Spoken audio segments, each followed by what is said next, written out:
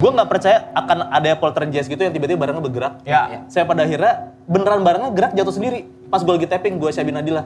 Kayak gerak sendiri. Terus lu berpikir ini pertanda apa gitu? Iya, pertama gue takut lah, karena gue paling penakut kan bang. Itu gempa bumi goblok.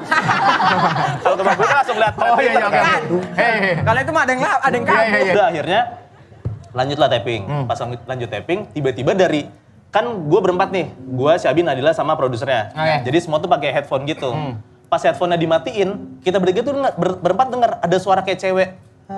Tapi udah mati. Udah mati. Oke. Terus dihidupin lagi, denger lagi suara kayak gitu. Terus kan ada layer red bang, Ya. layer 1 camuy, denger Ya. oh bukan dari sini suaranya. Pas dicari ada layer dari suara gua, padahal gua diem. Ada suara cewek nimpa ngikutin. di track lu berarti? Iya, nimpa di track gua.